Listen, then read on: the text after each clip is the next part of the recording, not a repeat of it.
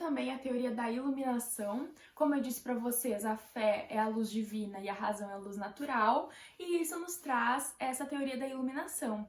Então, a luz é a centelha de Deus aqui na Terra, Jesus, Deus no caso, né, nos traz essa iluminação para a gente buscar uma razão, mas uma razão boa. E para isso, Santo Agostinho divide duas cidades, como se fosse, né, dois paralelos, duas dimensões, entre muitas aspas, que não é uma dimensão, né, enfim. Mas Deus é luz para a verdade, então ele traz essa verdade para a Terra, é ele que é a verdade absoluta. Então, essas duas cidades são a cidade de Deus e a cidade dos homens. A cidade de Deus é muito relacionada com a cidade inteligível, que é aquela que a gente conhece já de Platão. Então, a gente pode relacionar as duas, né? Normalmente, o mundo inteligível, no caso, né, que é o de Platão, é onde estão os filósofos, aquelas pessoas que são mais racionais, que não pensam com a carne, que não pensam com o corpo. Mesma coisa para Santo Agostinho.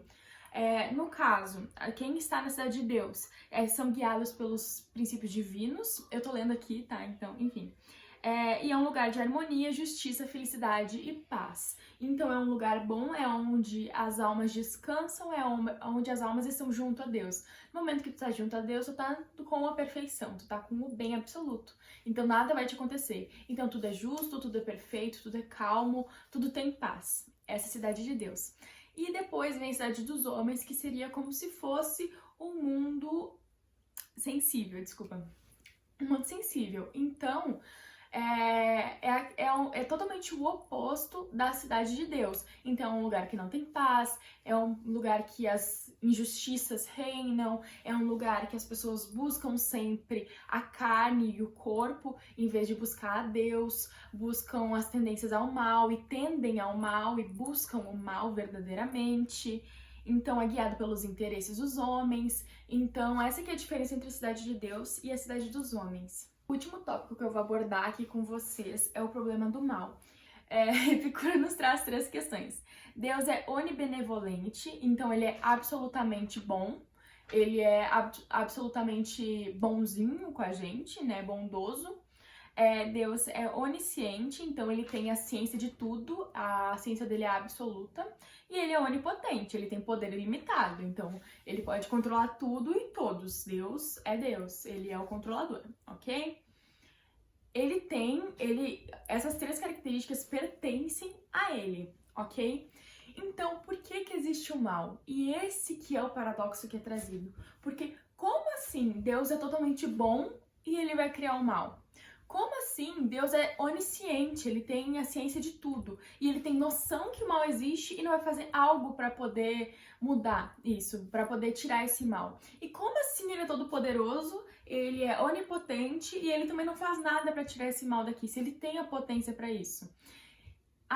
Santo Agostinho, ele vai nos explicar, mas primeiro eu vou trazer as definições certinhas da questão de Epicuro.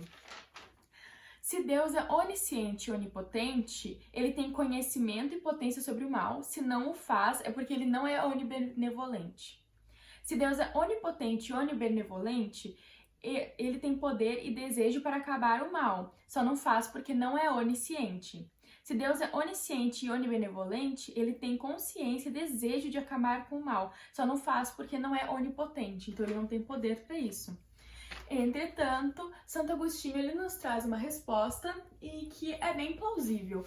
Depois, o Santo Tomás de Aquino, ele vai trazer algumas outras questões para nós, ele vai trazer as 5 vias, as 5 provas de que Deus existe racionalmente, porque ele é muito ligado com essa questão da razão, e vai ser ainda melhor explicado essa questão de Santo Agostinho. Mas os dois são muito importantes. Bom, Santo Agostinho nos fala que Deus é a fonte de bondade suprema, então ele é a fonte suprema do bem, ele é a fonte suprema da perfeição. Se ele é a fonte suprema do bem, ele não seria capaz de criar algo que seja o oposto dele. Isso é impossível. É a mesma coisa que eu ter um filho que não tem a minha genética, não tem nada dos meus genes e nem o do meu marido, por exemplo, né? Futuramente. Mas essa que é a noção. É a mesma coisa que os pais de vocês terem um filho que não tem nada a ver com vocês, que não foi gerado de dentro de vocês e simplesmente nascer. Isso não existe. Então é impossível que Deus tenha criado o mal, porque o mal não é vindo do bem. O mal é a ausência do bem. E isso é muito importante pra gente entender. Não é que o mal, na verdade, não existe. O mal é aquela ausência do bem. No momento que uma pessoa escolhe não ceder à luz, não procurar a luz, não procurar Deus, ela vai estar no mal. Mas não é como se o mal fosse uma substância como é o bem, porque o bem é Deus. Mal é o nada. No momento que a gente apaga a luz, a gente está no escuro, mas não é que o escuro existe, a gente só está sem luz. No momento que a luz é acesa, tudo volta a clarear, tudo volta a aparecer. E é isso que Santo Agostinho nos fala. Então não é uma questão de, Deus criou o mal, porque o mal não é uma substância, mal não é tocável, sabe? Tem pessoas que acabam acolhendo esse mal porque é a falta de Deus neles, é a falta de luz deles, assim como Lúcifer, na hora que caiu, abandonou a Deus, né? Negou a Deus, é porque ele estava sem Deus no coração dele, mas não é como se o mal existisse e ele pegou o mal para si. Não, ele simplesmente ficou sem Deus.